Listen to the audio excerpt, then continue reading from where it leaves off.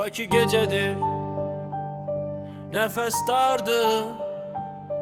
Küçe danışır, ürey anlar. Dar məhəllə sarı işıq, köhnə asfalt, qırıq bordu divar üstə yazı qan. Hər döngədə ayrı nağıl, ayrı dardan. Biri gülür, biri susur, içi yansın. Qapı önündə plastmas stol, çay isti, sigaret tüstüsü qarışıb pay hissə. Biri danışır, uşaq vaxtı, qaçqın hissi. Burada qalmaq çətindir, çıxmaq isə. Taksi dayanır, sürücü yorğun, göz qırmızı. Qardaş, bu şəhər adamı yeyir hər. Saat 3'dür, yenə dolu hər bir məhəllə. Sükut yoxdur, amma hamı içdən lal. Bakı küçələri gecə qaranlıq danışır.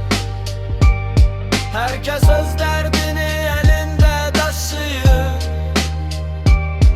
Biraz ümit, biraz gezep karışır. Bakı küçələri bilir kim yaşıyor, kim alışır. Pilləkəndə top oynayan uşaq söyüşlü. Ana pəncərədən qışqırır yorğun səs-küylü. Həyətdə 4 dost, plastik stol, kart açılır. Birinin borcu, birinin planı çatılmır.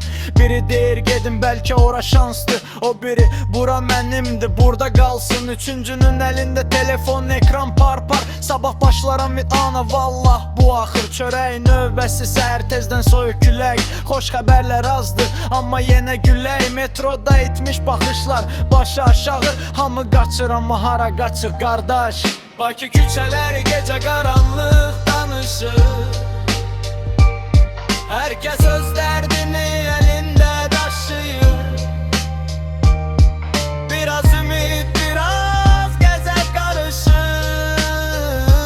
Bakı küçələri bilir kim yaşıyor, kim alışır. Bəzən deyirəm bəlkə buradan çıxım üçün, amma hər dönəndə yenə bu toza qucaq açım. Çünki hər cızığıyla tanıyıram bu asfaltı, bu şəhər yaralayıb, amma verib dəyin adımı. Bakı küçələri gecə qaranlıq danışır. Herkes öz derdini elinde taşıyor. Biraz ümit, biraz gezep karışır. Bakı küçələri bilir kim yaşıyor, kim alışır.